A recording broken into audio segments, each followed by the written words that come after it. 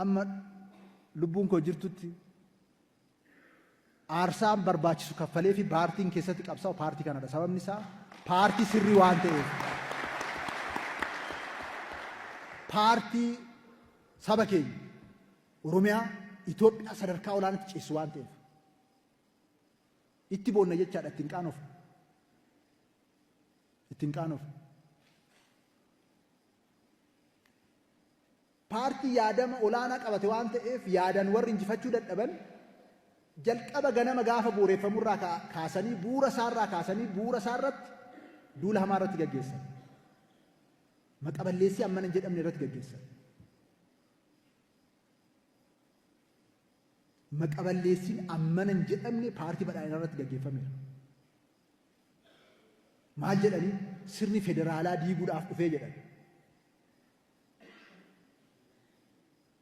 Warra kanaan dura sirna federaalaa awwaalan faana ta'aniit sirna federaalaa diiguudhaa fi sabummaa diiguudhaa fi eenyummaa oromummaa diiguudhaa fi jedhanii duula ammana hin jedhamne maqaballeessii ammana hin jedhamne paartii keenya irratti kan gaggeeffame. Warri odeessee bulaa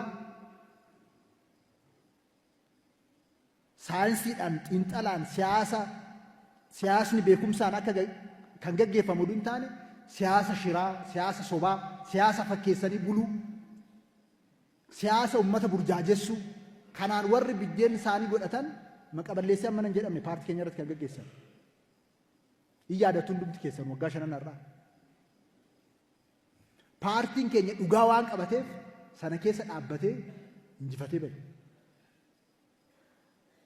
Sirna federaalawaa dhugaa biyya kana keessatti bu'uuressee naannolee haaraa 4 hundeessee mirga sabaaf sablammootaa kabachiisee naannolee keessatti kanaan dura jeneraalli irratti ramadamee koloneelli irratti ramadamee kan asifachi godhamu hin taane naannoleen mirga guutuu qabaatanii heera mootummaatiin akka of bulchan godhee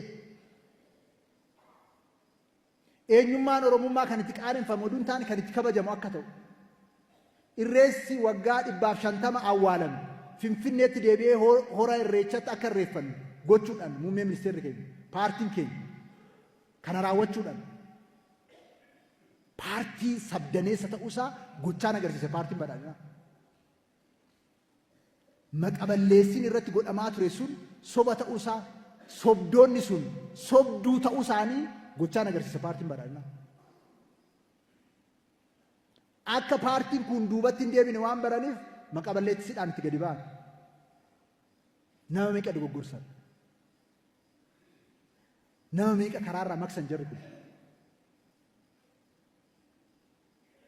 Paartiin keenya garuu eenyummaan sabummaa, eenyummaa Itoophiyaawummaa faana kan wal dhiitu hin taane, eenyummaa sabummaa fi eenyummaan Itoophiyaawummaa jedhee wal simsiisee mirga sabootaa kabajee mirga waliinii immoo akka ummataatti akka Itoophiyaatti qabnu akka dhugoomu kabajni sun akka dhufuuf xiiqeffatee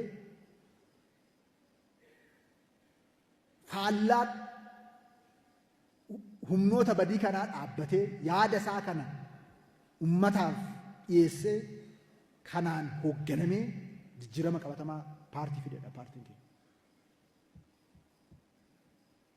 Kanaaf warra sirna federaalaa diiga jedhu sanas olola sobaatiin deemaa turan sanas kan karaatti hambise warra immoo lakki qe'ee abbaa keenyatu nuuf mala jedhanii warra fokkoraa turan jarri kun arafaadha irraa konkolaachisneetu borutti dabarra warra jedhanis akka hin danda'amne gochaan itti agarsiisee qeen akka abbaa qabdu qee dhugaa qee sabaaf sablammootaa qee walqixxummaa qee bilisummaa malee qee garee wayii irratti moo akka hin taane gochaan agarsiisee sirna cimaa kan lafatti bu'uuresse paartii keessan paartii badhaadhinaati.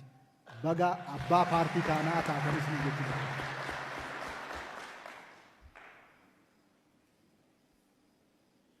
Yaa sabaa maaltu hin godhamne paartii kanarratti? Maaliif paartiin kun haala kanaan cimee karaa yoo qabate maal akka fiduu danda'u itti mul'ateera jaratti. Inoolleef kinoo cimee as ga'ee jira. Inoolleef kinoo injifatee kallattii maraan ummatoof cinaa hiriirsee injifannoo irraa injifannootti ce'aa jira. Kanaafidha gaaffii hundaaf paartii deebii qabatedha kan jennuuf jecha. Gama dinagdeetiin kanaan dura maqaa qonnaan bulaa keenyatiin kakatamaa kan ture. Garuu immoo qonnaan bulaa keenya irratti cunqursaan godhamaa ture irraa mulqee qonnaan bulaan keenya akka qotatu, akka hojjetu, inisheetivoota adda addaatiin, tarkaanfilee adda addaatiin akka deeggaramu, isaan immoo hojjetee jiruuf jireenya isaa akka jijjiiramu paartii gochaa dhufedha paartiin keenya. Dhugaatti gartummaan isaa qonnaan bulaadhaaf, horsiisee bulaadhaaf akka ta'e gochaa qabatamaadhaan qonnaan mayyeessee kan agarsiisedha. Qe'ee qonnaan bulaa keenyaa tiraaktarri paampiin kan keessaa roorrisu akka ta'u kan godhe paartii badhaadhinaati. Qonnaan bulaa horsiisee bulaan keenya liqii argatu akka liqii argatu kan godhe paartii keenya paartii badhaadhinaati.